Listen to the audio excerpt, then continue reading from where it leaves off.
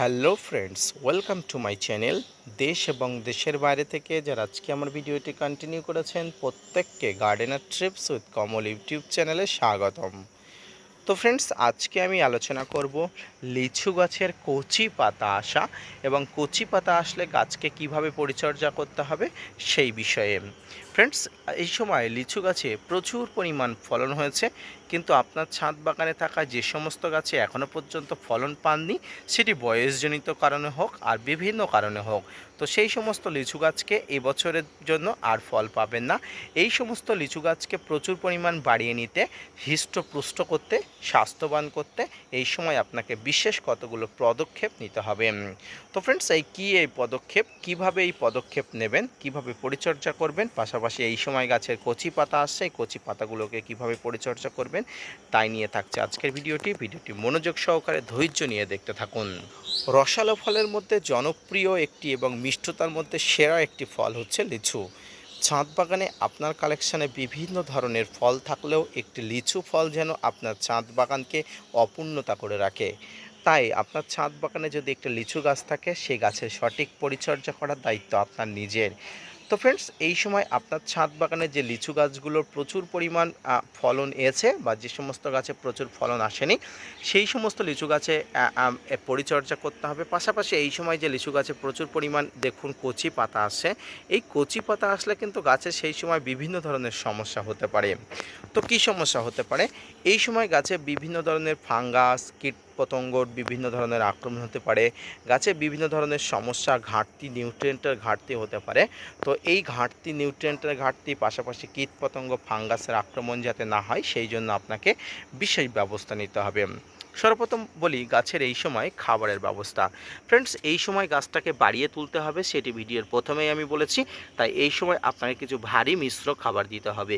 এই ভারী মিশ্র খাবারের মধ্যে আপনাকে যেটি দিতে হবে সেটা শিংকুচি, হাড় গুঁড়ো, ভার্মি কম্পোস্ট, নিমখোল, এসওপি এবং যে কোনো ধরনের একটি কম্পোস্ট, সেটি সবজি পচা কম্পোস্ট হোক, সেটি গোবর সার হোক, যে কোনো ধরনের একটি কম্পোস্ট ভালো করে মিশিয়ে নিয়ে আপনার ছাদ বাগানে গাছের উচ্চতা এবং টবের আয়তন অনুযায়ী অবশ্যই দেবেন। আপনারা দেখুন, আমার এই লিচু গাছের গোড়াটি অত্যন্ত ঘাস পাতা, লতা পাতায় ভরপুর হয়েছে, কারণ কয়েকদিন আগেই গাছের গোড়াতে আমি খাবার দিয়েছিলাম, যে খাবারগুলো দেওয়ার জন্য গাছে এখন নতুন পাতা বেরিয়েছে। তো এই পাতাগুলো, ঘাস লতা পাতাগুলো আমি সরাইনি, তার কারণ প্রচণ্ড গ্রীষ্ম ছিল। এই লতা পাতার দরুন গাছের গোড়াতে রৌদ্র কম লাগবে বলে আমি এগুলো পরিষ্কার করে নিই, তবে বর্ষার আগে এগুলো পরিষ্কার করে দেবো। আপনাদের গাছের গোড়াটাও আপনারা এভাবে পরিষ্কার করে দেবেন। দেখুন, খাবার দিয়েছিলাম, তার ফলে গাছের কি হয়েছে, গাছের কচি পাতা বেরিয়েছে। আর এই কচি পাতা যখন গাছে আসে, সেই সময় গাছের গ্রোয়িং স্টেজ শুরু হয়। এই গ্রোয়িং স্টেজ যখন শুরু হয় তখন কিন্তু গাছ বাড়তে শুরু করে। গাছ যখন বাড়তে শুরু করে তখন কিন্তু গাছকে ভরপুর নিউট্রিয়েন্ট দিতে হয়। এই নিউট্রিয়েন্টের মধ্যে আপনাকে বললাম যে ভারী মিশ্র খাবার আপনাকে দিতে হবে। এর পাশাপাশি আপনাকে যেটা দিতে হবে সেটি হচ্ছে একবার বোরন এবং একবার এসওপি আপনার গাছে স্প্রে করতে হবে। ফ্রেন্ডস, এই বোরন একটি মাইক্রোনিউট্রিয়েন্ট, যেটি গাছের অনেক রকম চাহিদা পূরণ করে। পাশাপাশি এসওপি অর্থাৎ সালফেট অফ পটাশ, এটিও গাছের রোগ প্রতিরোধী করে তোলে, অর্থাৎ এটি হলো সাদা পটাশ, এটি রোগ প্রতিরোধী করে তোলে। তাই এই মাইক্রোনিউট্রিয়েন্ট এবং এই এসওপি আপনাকে একবার ছাদ বাগানে গাছকে স্প্রে করতে হবে। এর পাশাপাশি আপনাকে অন্য কোনো পরিচর্যা এখন করতে হবে না। আরেকটি পরিচর্যা যেটি গুরুত্ব সহকারে করতে হবে সেটি হচ্ছে ফাঙ্গিসাইড এবং কীটনাশকের ব্যবহার। ফ্রেন্ডস, গাছের কচি পাতা আসলে বিভিন্ন ধরনের ফাঙ্গাস এবং কীট পতঙ্গের আক্রমণ ঘটে, সেটি আপনাকে প্রথমেই বললাম। তাই এই ফাঙ্গিসাইড এবং কীট পতঙ্গের ব্যবহার আপনাকে খুব মনোযোগ সহকারে করতে হবে।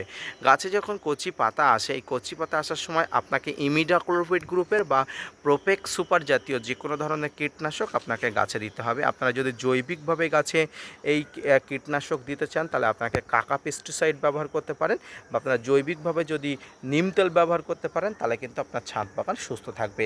এবং যদি আপনারা রাসায়নিক ব্যবহার করতে পারেন, সেক্ষেত্রে আপনারা যে কোনো ধরনের ইমিডাক্লোপিড গ্রুপের কীটনাশক, ডাইমাটের 30% গ্রুপের কীটনাশক, বা প্রোপেক সুপার নামে যে কীটনাশকটি আছে, বাংলাদেশি বন্ধুরা সবিক্রন 425 ইসি যে কম্পোজিশনের কীটনাশকটি আছে, সেটি আপনারা ব্যবহার করতে পারেন।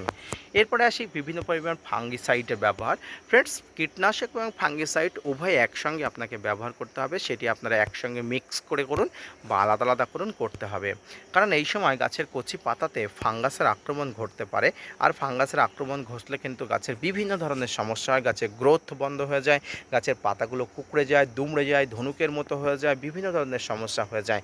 তাই এই সময় যাতে গাছের ফাঙ্গাস না লাগে সেই জন্য আপনাকে অবশ্যই বিভিন্ন পরিমাণ ফাঙ্গিসাইড ব্যবহার করতে হবে। কী ফাঙ্গিসাইড ব্যবহার করবেন? আপনার সাপ, ম্যানসাপ, ব্যাবিস্টিন, রেডোমিন গোল্ড যে কোনো ধরনের ফাঙ্গিসাইড আপনার কাছে থাকবে, আপনি ব্যবহার করতে পারেন। এই কীটনাশক এবং ফাঙ্গিসাইড কি আপনারা একসঙ্গে ব্যবহার করতে পারেন? উত্তর হলো হ্যাঁ, পারবেন। এই কীটনাশক এবং ফাঙ্গিসাইড আপনারা অবশ্যই একসঙ্গে ব্যবহার করতে পারবেন।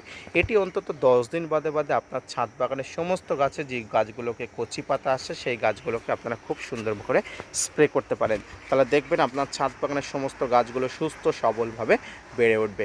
এর পাশাপাশি এই সময় আপনারা গাছগুলোকে একটু অল্প মাত্রায় প্রুনিং করতে পারেন। প্রুনিং করা মানে গাছের ডালপালা বাড়ানো, গাছের শাখা পোশাখা বাড়িয়ে তোলা। আর এই গাছের ডালপালা বাড়ানো, শাখা পোশাকে বাড়িয়ে তোলার জন্য আপনাকে অবশ্যই গাছের মাথার অল্পগুলো কেটে দিতে পারেন, তাহলে কিন্তু পাশ দিয়ে আবার নতুন ডাল বেরিয়ে যাবে, গাছগুলো ঝাঁকড়া হবে, গাছের বিভিন্ন পরিমাণ ডালপালা শাখা পোশাখা বাড়বে। তো এইভাবে আপনার ছাদ বাগানের লিচু গাছের পরিচর্যা করুন। ব্যাস এইটুকু পরিচর্যাতে আপনার ছাদ বাগানের লিচু গাছগুলো তরতর করে বেড়ে উঠবে। যেমনটা দেখুন আমার লিচু গাছে কিছুদিন আগে খাবার দেওয়ার ফলে লিচু গাছের প্রতিক্রিয়া দেখুন, তরতর করে বেড়ে উঠছে। যেহেতু এটি একটি চায়না থেরি লিচু গাছ এবং পর্যাপ্ত বয়স না হওয়ার কারণে গাছটি এবছর কোনো ফলন দিইনি, নিয়ে আমি চিন্তিত নয়, কারণ আগামী বছর বা তার পরের বছর এখান থেকে আমি ফলন পাবো, এটি নিয়ে আমি নিশ্চিত। তো ফ্রেন্ডস, এইভাবে আপনার ছাদ বাগানের লিচু গাছগুলোকে পরিচর্যা করতে হয় এবং গাছগুলোকে বাড়িয়ে তোলার জন্য সুষম খাবার দিতে হয়। বর্ষার আগে আপনার ছাদ বাগানের লিচু গাছগুলোকে এইভাবেই বাড়িয়ে তুলতে হবে, তাছাড়া কিন্তু কোনো উপায় নেই। লিচু গাছের পরিচর্যা এবং লিচু গাছের সার প্রয়োগ, পাশাপাশি লিচু গাছের নতুন পাতার আসলে কী ধরনের পরিচর্যা করতে হবে তাই নিয়ে আজকের উপস্থাপনাটি কেমন লাগলো অবশ্যই জানাবেন। পাশাপাশি আমার ভিডিওটি যদি ভালো লেগে থাকে অবশ্যই লাইক, কমেন্ট, শেয়ার এবং সাবস্ক্রাইব করবেন।